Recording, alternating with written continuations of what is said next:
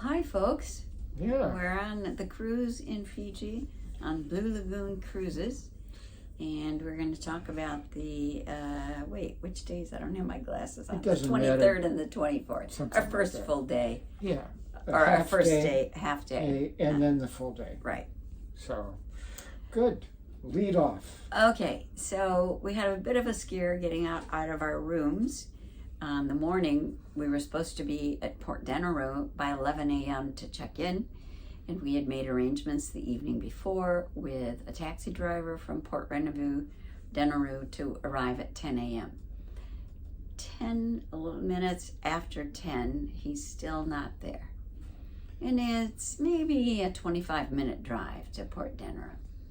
So more panic sets in, and we were able to call another taxi and ask them to send someone rush.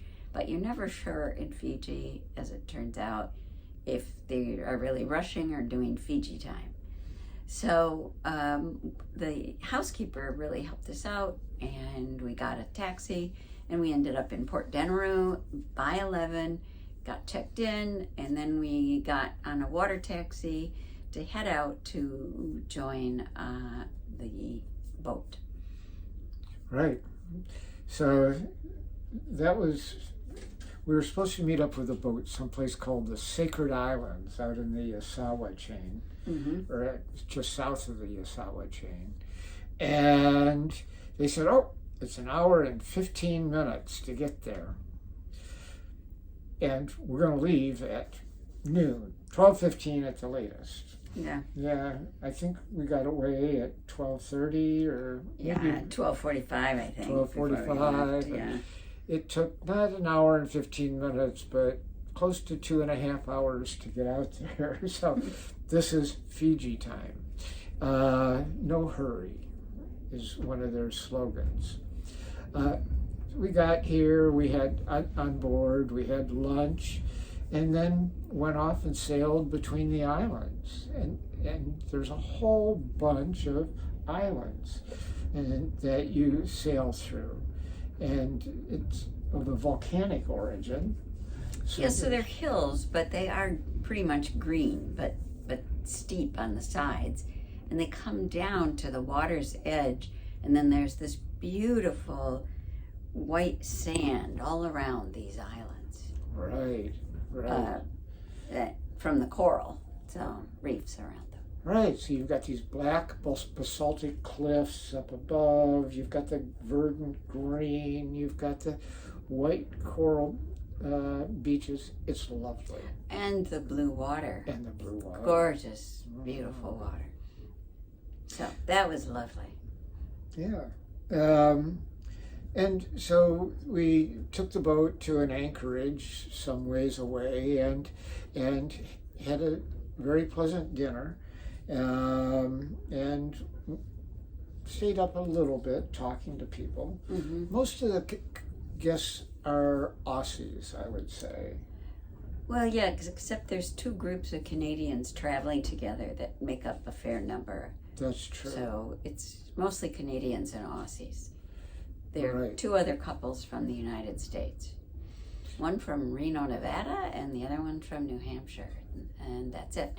So they see many fewer Americans than they do Australians. They see a lot of Australians, some Canadians. Right. Let's see. So we slept, we got up in the morning, and we started our daily routine, which is from 7 to 9 in the morning, we have breakfast. And then at 10 to 10:30, we have morning tea. Which has like little quiches and things like that. Lunch is at noon, afternoon tea is at 3, and dinner is at 7. So we keep you fed the whole day.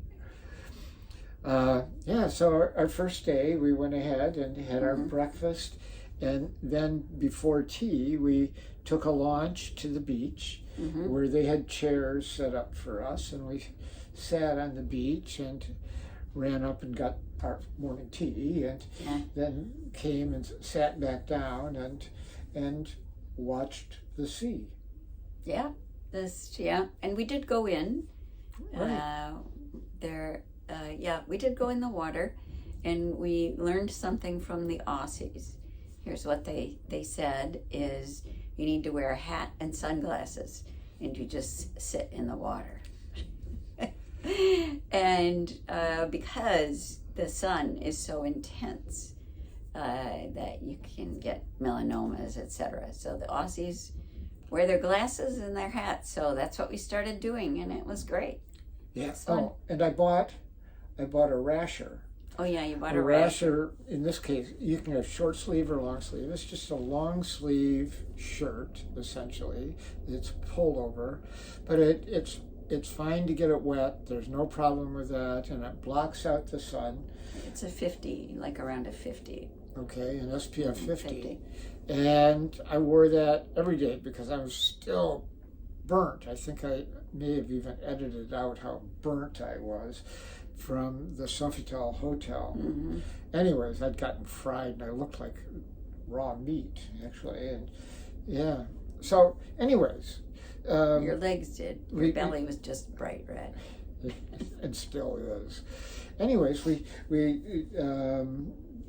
sat on the beach in the shade and were properly covered and attired and had hats and everything because the sun here is really vicious. And I watched everybody doing water aerobics. Mm-hmm.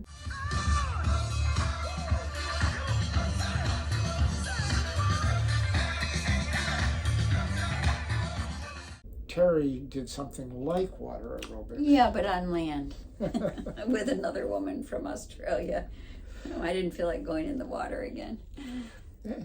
And once we'd gotten our exercise in for the day, we had lunch. And then we took a snorkel trip. And in this case, what it was is we got into this launch, a couple of launches, and went over to a different beach, actually a different island, and snorkeled. And it wasn't up to the standard that I had expected for Fiji. Mm-hmm. There had been a lot of die-off of particularly the staghorn coral, and there just weren't as many reef fish or really delightful corals as I'd expected. So I think I've heard that global warming has really hit the Fijian reefs. And the other thing is that I've been advocating about is that they don't use reef-friendly sunscreens here. So they use all the traditional old sunscreens that are really toxic to the reef corals. Right. She also said they had a typhoon, Jim, remember, that took out a lot of the staghorn coral. I forgot that, but yeah. I'm glad you told me that. Yeah. Good. Mm-hmm. Anyways, after we went snorkeling, we returned to the beach and napped. And then we took the launches back to the boat, showered, changed, and came back to the beach.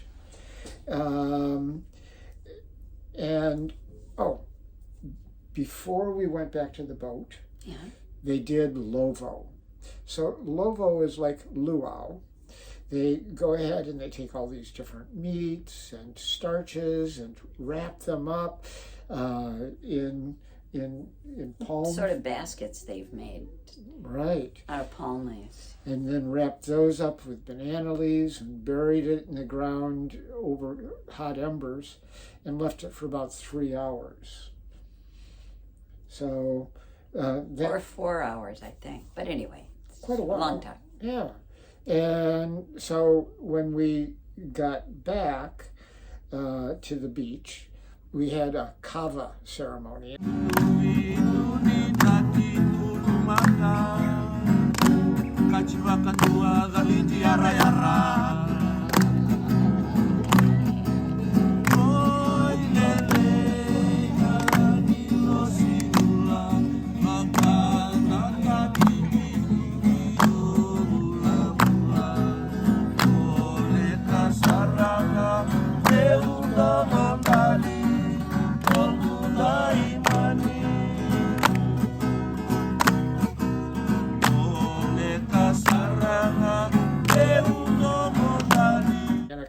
kava is a slightly, what's the term? Psychoactive root that kind of gives you this gentle little buzz. And it's done all through the South Pacific. It's done up in Hawaii. And there's all this ceremony. It's really important. And so when you go into a native village, they'll have you drink kava, and it's a real insult to not do it. So we had a kava ceremony, sitting on these mats, and I had 6 cups, to be honest. And I only got a slight buzz, so that's fine. I had a sip. Some people said it tasted horrible, but I thought it was There was a bitterness to it. Yeah. It wasn't great. Anyways, some other people were upset about the hygiene because they're working it with their hands and stuff. Yeah, I think you've got pictures of that, I think right? so, yeah. Okay. But the hygiene didn't bother me either.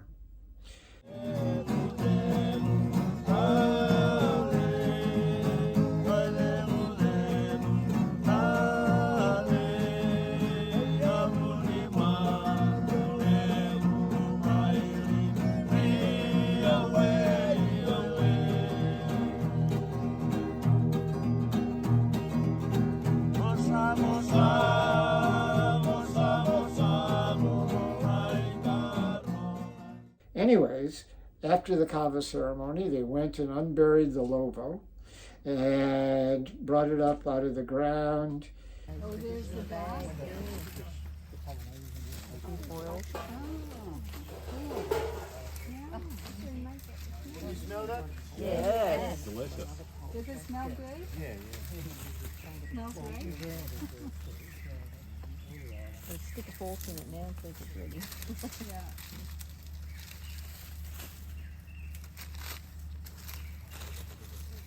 A lot of preparation, a lot of work, isn't Oh, it? the coals are hot. The banana leaves. Yep. Take your photos.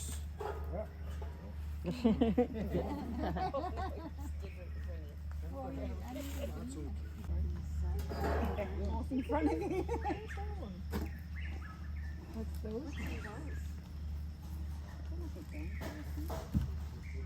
That is palusami. That's taro leaves in coconut milk.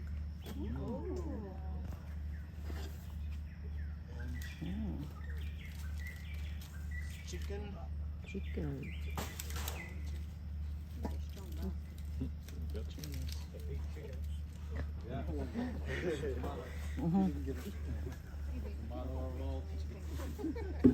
Might be more than one in there, I think.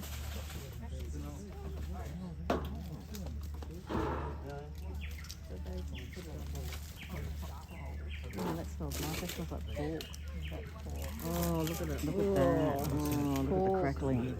Oh, God. It's a bit loose fat, but it's nice. Oh, like pork. Oh, potatoes are coming out. These all the root crops in here. Yum. The whole meal. That's it. Thank you. Thank you. What else for your dinner today? Thank you. Thank you. That's amazing. So the guy, oh, I beg your pardon. Oh, no, it's fine.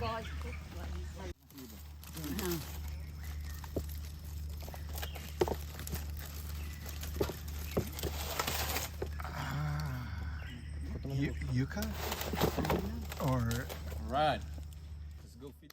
And, we had fish and beef and Chicken and chicken pork. and pork. Thank you. And then they had also had taro and sweet potatoes and cassava and eggplant. It was a good meal. By the time that was done, it was dark, and the local Fijians from the neighboring village, which was on a different island, came over and did dancing Yeah, for did a us. ceremony. They called it a Meke ceremony Yeah. because it tells mythology stories of them. We don't know And what the stories The were. music, it was just fabulous because there was an area set up for them, and they started singing in the trees and then came in. So the first thing that we heard as it was dark was just this gorgeous music, and then they came in and did these ceremonies. And it didn't seem fake. I mean, and it wasn't. It was Fijians. Yeah, it was authentic. It was really great. It was great. So we've got some videos. Yeah.